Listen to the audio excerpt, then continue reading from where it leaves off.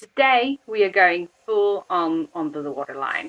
Scraping, sanding, layering epoxy, and yes, 5 layers of copper coat.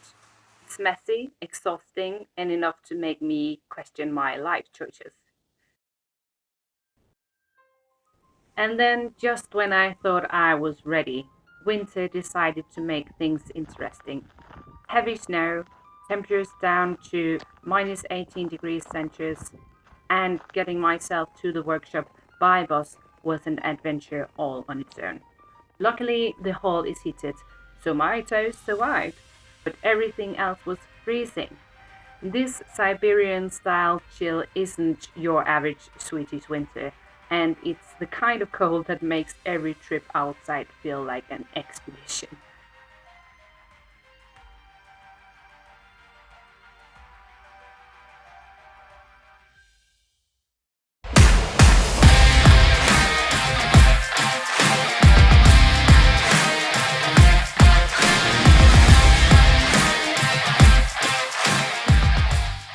Working on the hull under the waterline. It's not just hard work, it's a full-blown grinding nightmare. All of this scraping and sanding, it almost made me swear the hull had a personal vendetta against me. And the dust, it's everywhere, irritating and downright toxic. Alright, so why all of this work under the waterline? It's simple. The old paint was flaking and layered, and this job had to be done at some point.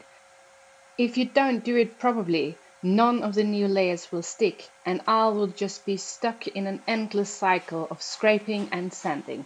You could call it a grinding nightmare, but if you think about it, it's winter outside, and the thought of working outdoors. Det tror jag inte. Oh, forget it. That's why this heated workshop in Göteborg is a lifesaver. Space, tools, kind of warm, dry, and access to experts to ask for advice. Suddenly, this nightmare transforms into a kind of paradise. Still messy and exhausting work, but at least here it's survivable.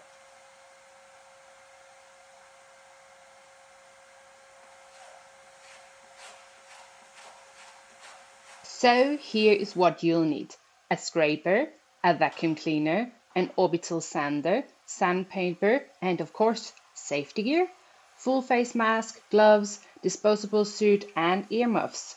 Yes, you might think this is overkill, but trust me, I learned the hard way that anti-foiling can make your face go full-blown allergical reaction. Grinding above your head, that is a pain in the ass. You can watch this in the episode Oops, I Hit a Rock, and there's a link for that episode right here. And also, it's nice not to be choking dust all of the time. Scraping the hole took me 2 full days of work, and sanding it took me 6 days. This is where my amateur skills really showed. What the yard owner said could be done in one day took me about twice as long, and as it turned out, that became a pretty accurate forecast for the rest of the work. Next up is sanding. I'm using a small orbital sander for most of it. You could use a larger, more powerful sander. I did try, but honestly, I'm not that strong.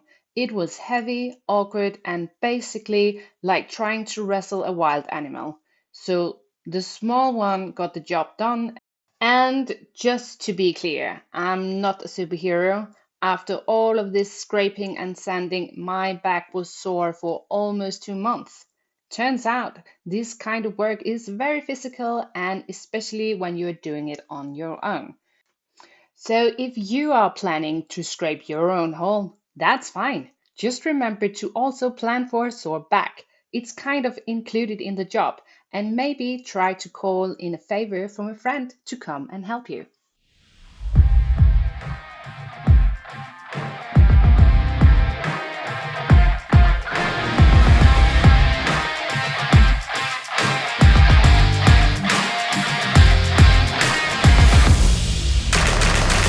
Now to the tricky part, sanding the edge up to the waterline without touching the gel coat.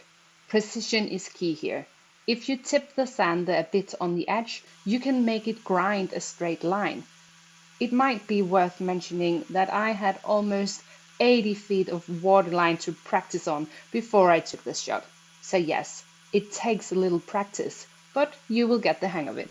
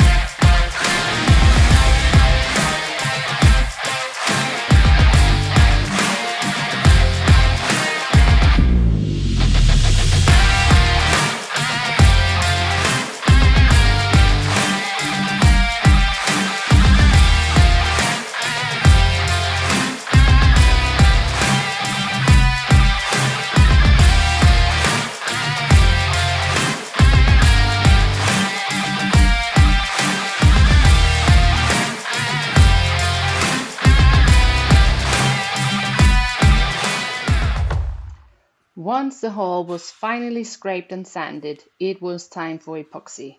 And honestly, after days of scraping and sanding, this part feels like heaven. Compared to grinding dust and vibrating machines, rolling on epoxy almost feels relaxing. I am using International Interprimer 450. It's an industrial epoxy, and the big advantage is that it builds thickness much faster.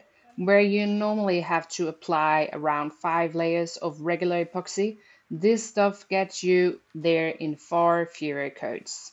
The whole point of this is to seal the hull properly. The epoxy makes it watertight and helps prevent future osmosis problems. So here she is in all of her silver shine and almost looking like a spaceship just for a short while.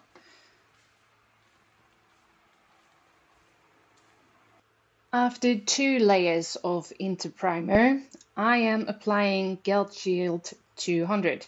It's also epoxy but thinner. I'm using it because it bonds better with copper coat.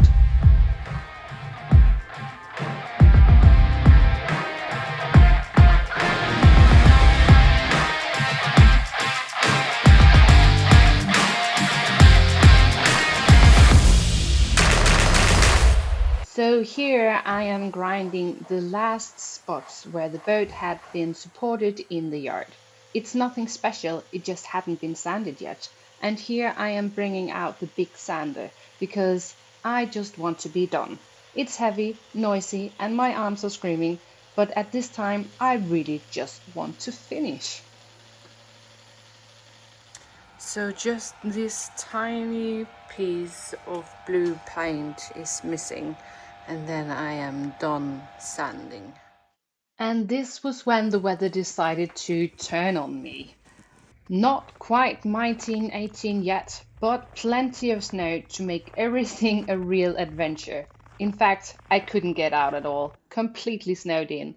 The work got delayed, and guess what?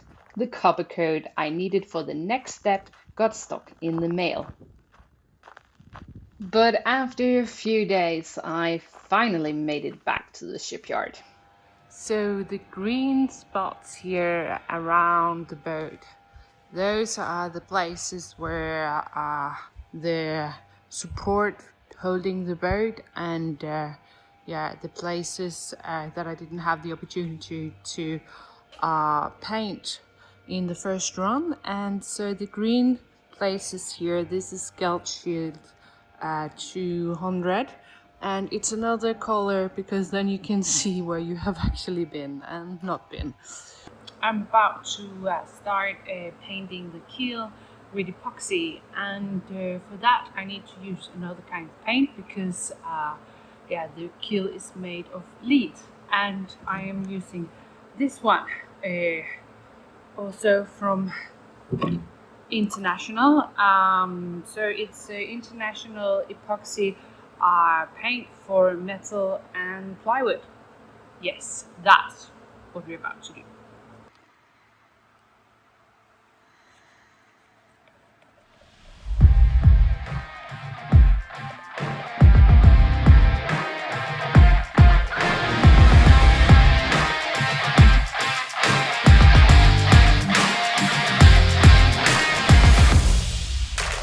I'm leaving the green spot at the keel stump unpainted because we are also working on a major keel repair, and that you can watch in the episode Finally Reinstalling the Keel.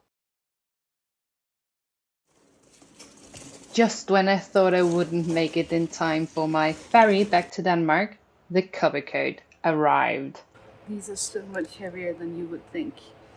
But yeah, purely grinded cover, ready to go on my boat. By then it was cold, like really cold, minus 18 degrees outside. Heating the hull was a constant battle, and copper coat it's not very forgiving when it comes to temperature. Copper coat needs at least 8 degrees Celsius to cure properly, and the hull needs to be that warm and dry as well. Most people they apply copper coat in a temperature around 15 to 20 degrees, and there's a good reason for that. Temperature matters not only for curing, but also because all of the layers needs to go on wet, one after another to bond the right way. So normally people have the problem that the copper coat is curing too fast, but for me it was the other way around. So after applying the first layer of copper coat, I just had to wait and wait and wait, almost 2 hours before it was just tacky enough for the second layer. And after that, things moved a bit faster. And then it was just to apply one layer after the other. As soon as the layer was sticky, we could begin with a new layer. In total, we applied 5 layers, which is what is needed to build a solid protection that can prevent growth on the hull in the future. Copper coat is much more expensive than regular antifouling, but it is my hope that this will last longer, making it cheaper in the long run and also making me have less boat work in the future. In the end, it was late in the evening before we finished, tired but done, and that moment felt pretty good. A few days later, the remaining spots were painted and the hull was left inside for a few days to harden before the boat left the warm hull and went out in the cold. So here she is, finally done. Smooth hull under the waterline, sealed, protected, and ready for the sea. After all that grinding, sanding, dust, and cold, it actually felt a bit like a small miracle. And then we just managed to launch the boat in time right before the next wave of frost hit in Sweden. Cold air from the east, making the sea freeze. The only problem? I still can't get out of harbor, so technically the boat is ready. I just can't go anywhere with it yet. Next up, we leave the hull behind and move on to the mast, hopefully with fewer frozen toes. And so you know where to find me, and please remember to subscribe.